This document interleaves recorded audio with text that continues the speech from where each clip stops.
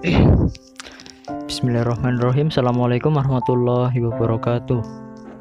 Perkenalkan, nama saya M. Yoga Azhar Lutov dengan NIM 2152310003, Prodi Perbankan Syariah, Fakultas Ekonomi dan Bisnis Islam, UIN Raden Mas Said, Surakarta.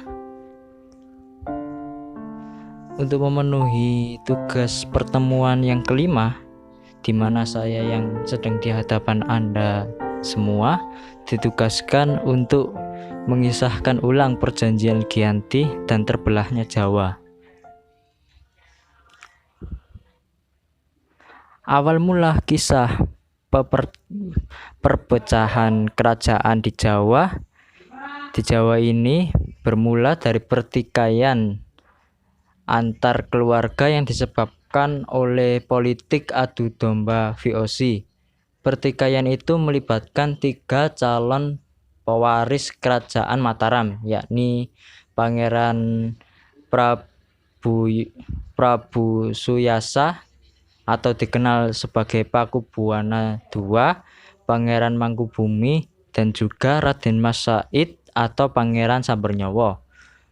Menurut silsilahnya sendiri, Pakubuwana II dan Pangeran Mangkubumi adalah kakak beradik yang sama-sama putra dari Amangkurat IV, penguasa Mataram periode 1719 sampai 1726. Sementara Raden Mas Said adalah putra Pangeran Arya Mangkunegara yang mana merupakan putra sulung Amangkurat IV. Tepatnya Raden Mas Said merupakan keponakan dari Pakubuwana II dan juga Pangeran Mangkubumi. Raden Mas Said meminta haknya sebagai pewaris tahta Mataram yang diduduki oleh pamannya, yakni Pakubuwana II. Alasan utamanya ialah bahwa ayah Raden Mas Said, yakni Arya Mangkunegara, merupakan putra sulung dari Amangkurat IV. Seharusnya ia meneruskan tahta Amangkurat IV, tetapi justru diasingkan ke Sri Lanka sebab sering menentang kebijakan VOC. VOC selaku pedagang sekaligus pengadu domba handal kemudian menaikkan putra Amangkurat IV, yakni Pangeran Prabu Suyasa atau Pakubuwana II sebagai penguasa Mataram selanjutnya. Ketika Pakubuwana II memangku kepemimpinan Mataram Islam, ia memindahkan ibu kota kerajaan tersebut dari Kartasura ke Sukoharjo pada tanggal 17 Februari 1745. Perpindahan tersebut terjadi setelah Keraton Kartasura hancur akibat pemberontakan yang dipimpin Mas Garendi atau Sunan Kuning pada tahun 1742 yang mengakibatkan istana Mataram Islam di Kartasura rusak.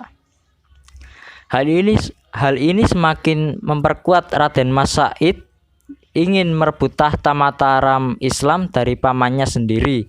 Karena memiliki tujuan yang sama, akhirnya Raden Mas Said bekerja sama dengan Pangeran Mangkubumi untuk merebut tahta dari kekuasaan Pakubuwana II yang dibantu oleh VOC. Pada tanggal 20 Desember 1749, Pakubuwana II wafat. Kekosongan pemerintahan ini kemudian dimanfaatkan oleh Pangeran Mangkubumi untuk mengangkat dirinya sebagai Raja baru Mataram Islam.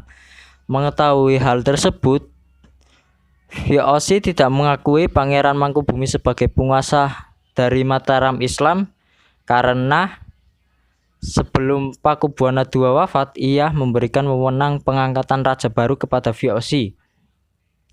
Situasi memanas ketika VOC mengangkat putra Pakubuwana II, yakni Raden Mas Sorjadi sebagai Raja Mataram Islam dengan gelar Pakubuwana III. Raden Mas Said dan Pangeran Mangkubumi kembali melancarkan serangan pada VOC dan Pakubuwana III. Untuk mengatasi serangan dari Raden Mas Said dan Pangeran Mangkubumi, VOC seperti yang kita tahu kemudian menyusun siasat adu domba untuk kedua tokoh tersebut.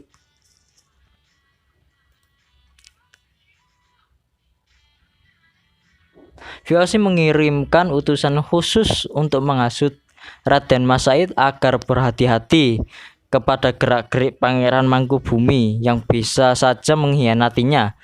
Politik adu domba yang dilancarkan VOC membuahkan hasil, sehingga pada tahun 1752 terjadi perselisihan antara Pangeran Mangkubumi dan Raden Mas Said. Hal ini tentu dimanfaatkan oleh VOC untuk berunding dengan Mangkubumi. VOC lagi-lagi membujuk Mangkubumi dengan menjanjikan setengah wilayah kekuasaan Mataram yang saat itu dipegang oleh Pakubuwana III. Pada tanggal 22 sampai 23 September 1754, VOC mengadakan perundingan dengan mengundang Pakubuwana III dan juga Pangeran Mangkubumi untuk membahas pembagian wilayah kekuasaan Mataram. Hasil pertemuan itu kemudian dituangkan dalam perjanjian Giyanti yang ditandatangani pada tanggal 13 Februari 1755. Lokasinya di Dukuh Kerten, Desa Jatiharo, Karanganyar, Jawa Tengah. Yang dilakukan oleh tiga pihak, yakni pemerintah Hindia Belanda atau VOC oleh Nicholas Hartings, Kasunanan Surakarta oleh Pangeran Pakubuwana III, dan Kasultanan Ngayogyakarta oleh Pangeran Mangkubumi. Tentu perjanjian Giyanti dianggap menguntungkan Belanda di tanah Jawa sebab Kerajaan Mataram terpecah menjadi Kasunanan Surakarta Hadiningrat dan Kasultanan Ngayogyakarta Hadiningrat.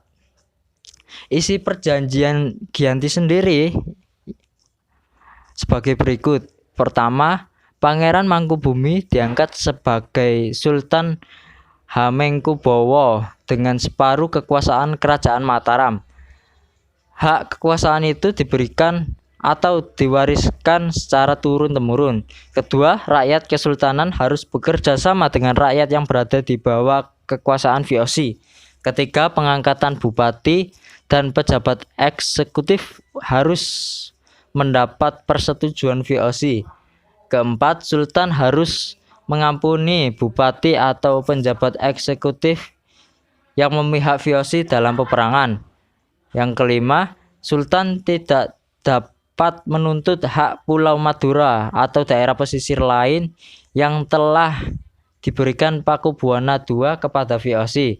Sebagai gantinya, VOC memberikan uang ganti rugi sebesar 10.000 real setiap tahunnya.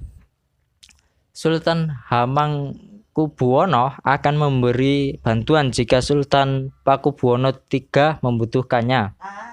Sultan akan menjual bahan makanan dengan harga yang ditentukan VOC.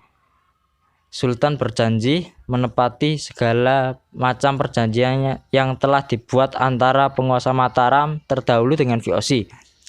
Dengan demikian, riwayat kerajaan Mataram Islam telah berakhir secara de facto dan juga de jure.